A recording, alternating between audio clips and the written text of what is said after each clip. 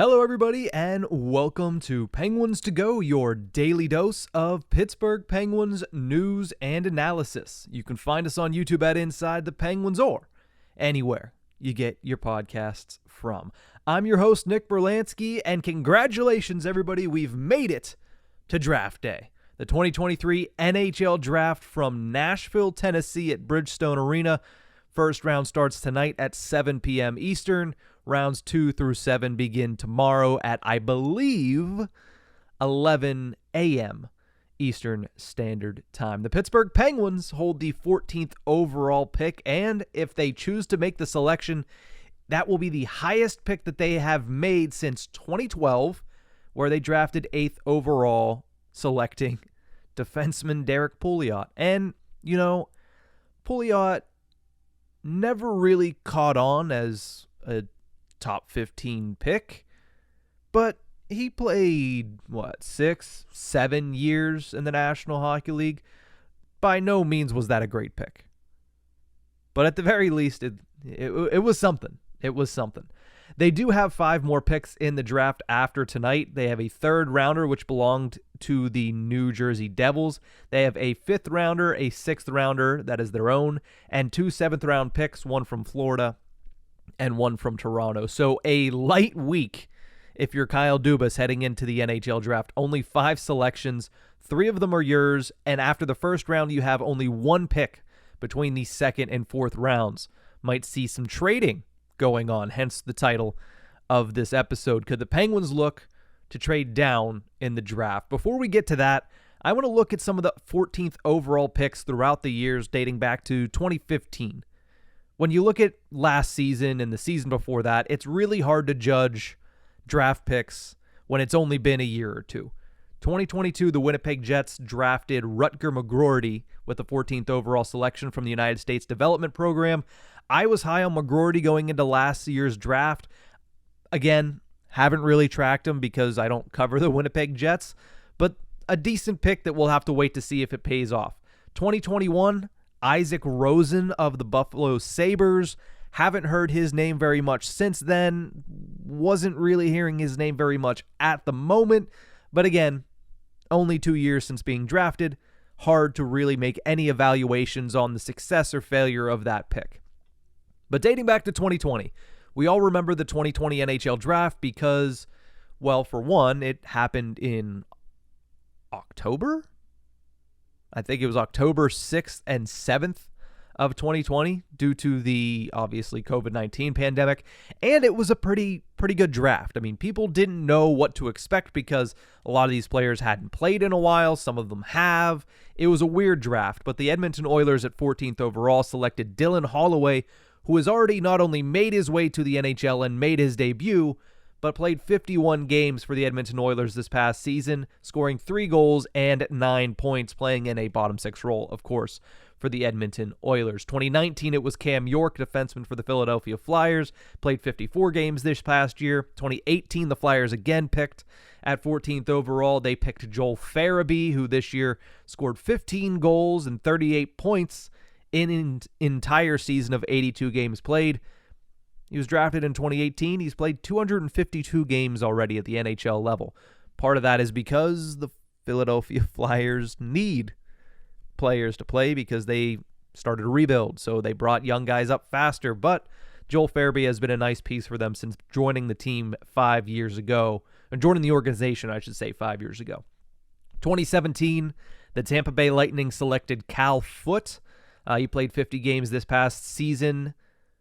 Between Tampa and Nashville, he was also part of the Tanner Jeannot trade from the Nashville Predators to the Tampa Bay Lightning. And then 2016 and 2015, a pair of Boston Bruins. And the best 2 names on this list in 2015, it was Jake DeBrusk, who's played 385 games so far in his career, 226 points, again, drafted 8 years ago.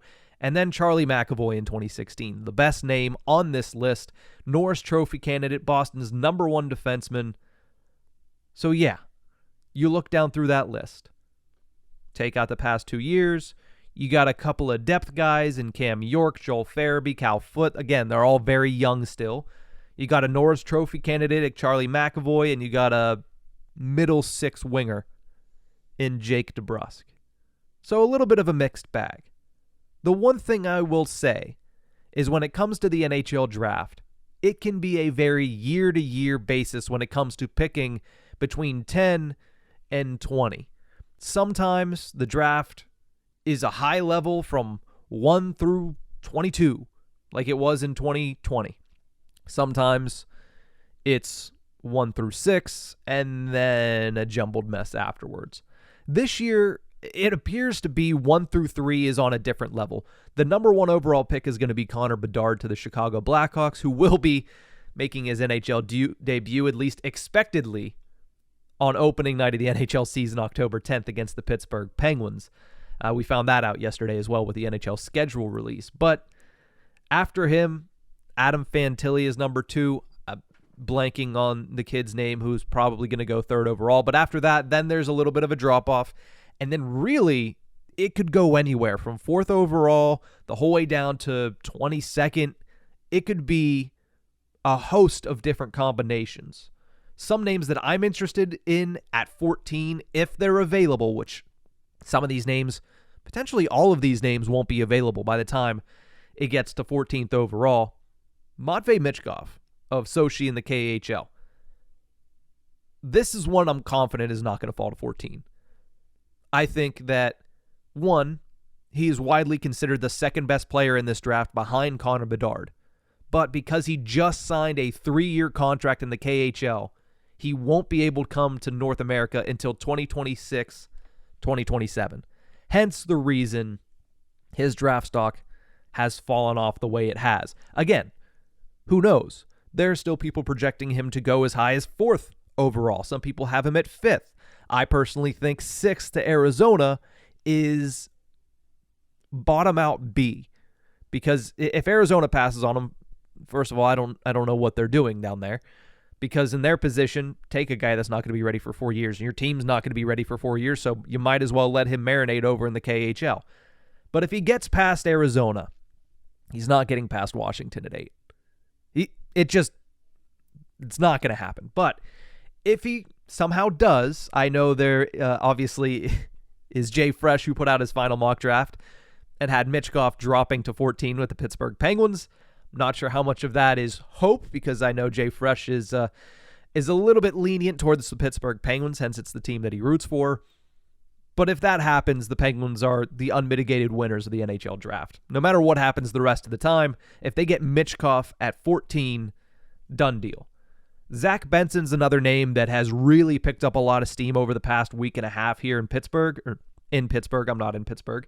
Of course, of the Winnipeg in the WHL. Again, good chance he's not there.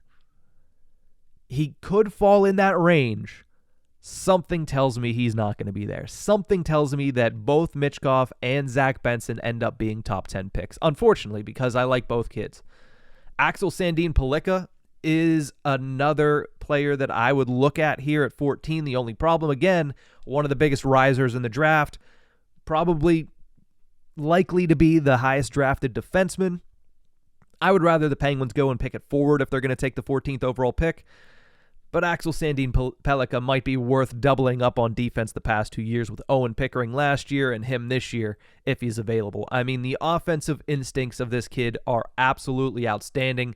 Obviously, he's coming over from Sweden. The Pittsburgh Penguins have a heavy European hand when it comes to their AHL and their prospect system. Obviously, there was that time when they were basically taking anybody and everybody from Finland. That has kind of dulled down at this point, but potential for the Swedish defenseman Axel Sandin Pellikka to be on the board at 14. And the last name I'll say when it comes to names I'm interested in at 14 is Matthew Wood. And now you could probably see, if you read most people's draft profiles and most people's mock drafts, all 4 of these names, very good chance they're all 4 gone. But if any of them slip, because it is a very volatile 5 through 20, if any of them slip, they'd be pretty good options for the Pittsburgh Penguins 14th overall. But the outset of this, I said, hey, could they trade the pick? It's a very good chance they could be looking to trade back in the draft. It's no secret that the Pittsburgh Penguins prospect pool is in need of talent, which, yes, the 14th overall selection would address that a bit. But they're also in need of numbers. I already mentioned in this episode, they have 5 draft picks this entire draft.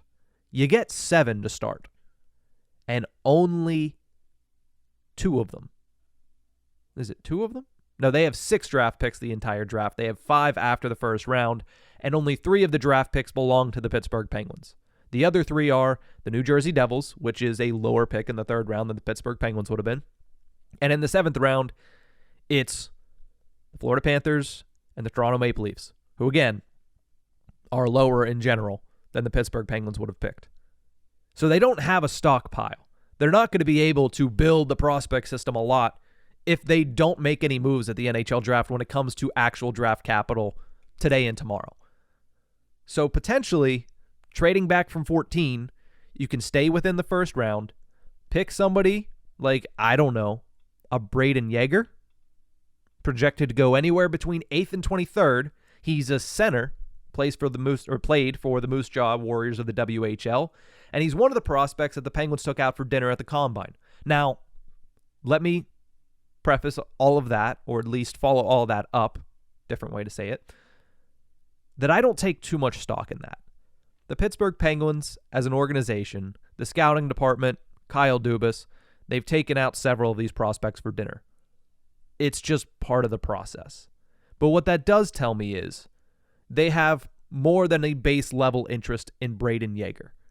And while, yes, I would love them to pick any of the 4 names I mentioned earlier on this show over Braden Yeager, if they're going to trade back, there's a chance that he's there. You get a good player, and you also get more draft picks later in the NHL draft. And the Pittsburgh Penguins, while, yes, they need that top-tier talent in their prospect system, they really don't have it. I mean, their best prospect right now is Valtteri Puustinen. He's likely going to graduate from the prospect system this year and make it to the NHL. Then who do you have? Right? Joel Blomqvist in net, but is he going to be in North America next year? I got to do the research on it. I haven't really looked into the prospects that have been here in the system. I've been focused a little bit more on the draft. You have him. You have the other goaltender that's over in Russia, Murashov, can't remember his name, struggling with the current Penguins prospects right now. You can tell that it's been a busy week.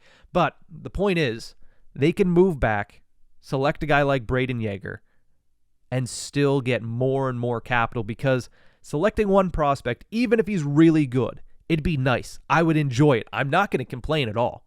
All I'm saying is that doesn't fix the issue of the lack of numbers in the Pittsburgh Penguins prospect system. And listen, I'm aware this is not a problem you can fix with one NHL draft or one summer. This is a problem that you're going to need to fix over the next couple of years, maybe even a half a decade. It might take 5 years to get the Penguins prospect system back into the top 15 of the NHL.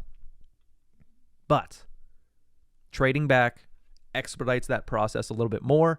And with the volatility of this first round, it's not a bad option. The last thing I'll leave you with, based on whether or not Kyle Dubas and the Pittsburgh Penguins will choose to pick at 14 or will choose to fall back a little bit more. Dubas has been in control, at least was in control, as general manager of the Toronto Maple Leafs for 5 drafts. Twice he chose to trade back.